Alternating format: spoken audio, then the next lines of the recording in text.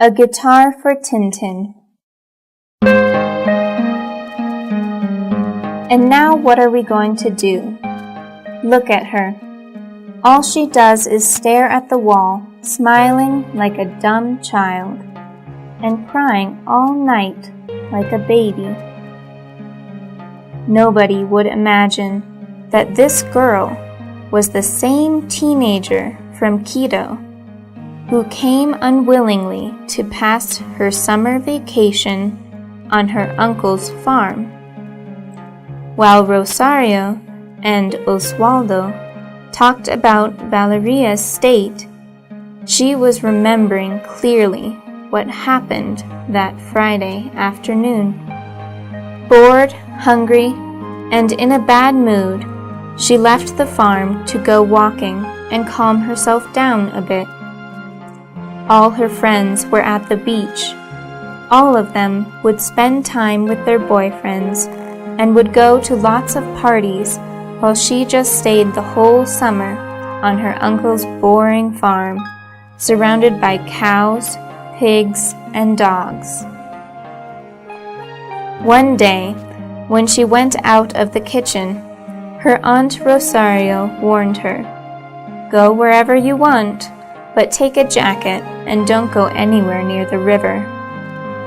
Valeria took no notice of her aunt, or rather, she understood but had no intention of doing what she was told, as she was rather angry. Various girls from the town, who were going to the local market, met her on the way and, although they were shy, warned her, "If you go that way, you'll bump into Tintin. It's dangerous and it's very late." Valeria, showing no respect whatsoever, laughed in the faces of the girls who had tried so politely to warn her. And ignoring them, she started to walk on, whistling happily, directly towards Tintin's haunts. We're already in the 21st century, and people still believe in bogeymen like Tintin the Goblin, said Valeria to herself. After walking for about 5 minutes, Valeria stopped whistling because she heard some kind of growling. No, it wasn't growling, it was as if someone were talking in a strange language. Valeria stopped. Everything returned to normal. She continued on her way, but a few seconds later, the growling started again. This time, it was louder. She stopped again. Now she was sure someone else was there.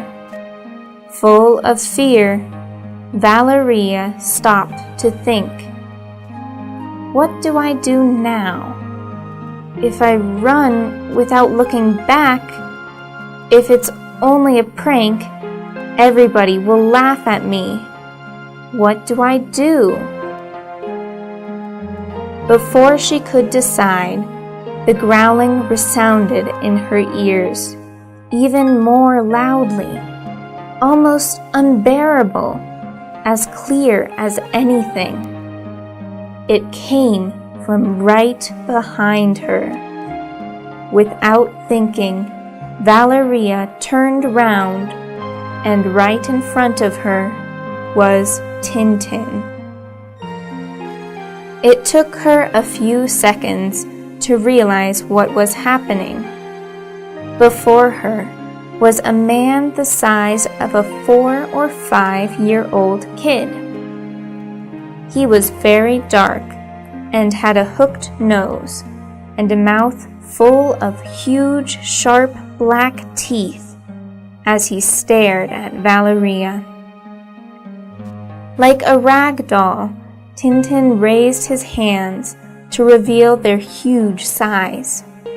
Hairy, plump hands with dirty black nails. A hoarse and ugly voice came from his twisted mouth, and he said, "You, my girlfriend." Valeria didn't remember anything else. When she opened her eyes, she was lying on a big bed with fever, and together with her were her uncle and aunt, and Tintin. It was like a horrible nightmare, an endless bad dream. She alone could see him. She alone started with terror every time she saw him, seated on the edge of the bed with a sickening smile and whispering, "You, my girlfriend." The days went by, and Tintin began to take over the farm. Toys started to disappear. The dogs stayed hidden under the kitchen table. Everywhere there was a horrible smell, and what was worse was that Valeria's hair slowly turned as white as snow. On the 5th day, they sent for the priest, as nobody was in any doubt that Tintin was there. Everybody in the house smelled his presence, heard his growling, and were victims of his pranks. But only Valeria could see him day and night. She looked at him so much that she started to think that he wasn't so ugly after all. She even began to smile at him, and this smile remained on her lips even when she was sleeping. The priest's visit didn't help at all. It only made her worse. Rosario took no notice of her husband's warnings and went to get Leticia, the old healer of the town. This woman, always gloomy with large, sad eyes, arrived at the farm with a bottle of liquor, and immediately she stepped into the house. She lit a cigarette and began to insult Tintin. She went to Valeria's room, and, on seeing her spellbound, she understood that the girl was bad.